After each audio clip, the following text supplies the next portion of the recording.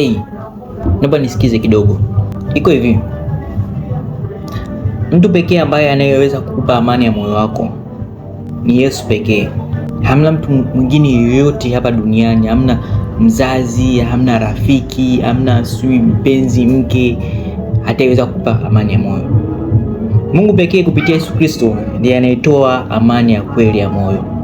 Na ukisoma katika Mathayo 11:28 inasema kwamba njooni kwangu ninyi nyote msumbukao na wenye kuelemewa na mizigo, nami nitawapumzisha.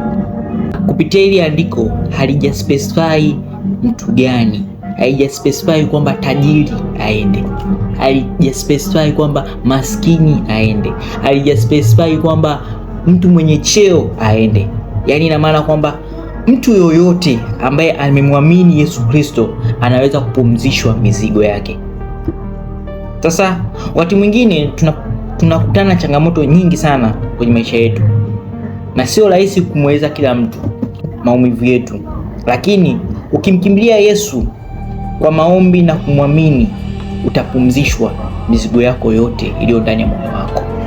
Sasa hivyo basi, ukihitaji faraja ya kweli, mfuate Yesu, kwa sababu yeye pekee ndiye anayepumzisha mizigo iliyo ndani ya mtu.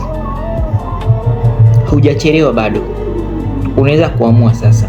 Haijalishi unapitia changamoto gani, haijalishi una historia gani kwenye maisha yako. Inawezekana ukawa mzinzi sana, ukawa mlevi sana, lakini njia sahihi ambayo ya wewe kutoka katika huo mzigo ni kumwamini yeye.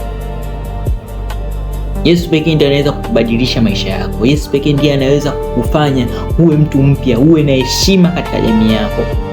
Naamini kwamba kupitia Yesu pale msalabani alikufanya kuwa mtu mpya. Aliteswa na alisulubiwa kwa ajili yako wewe. Hujachelewa. Amua sasa. Na kama unahitaji kufanya hivyo, unaweza kushusha comment yako. Na usisahau kulike, kushare na kumtagi rafiki yako ambaye unatamani abadilike, abadilishe maisha yake.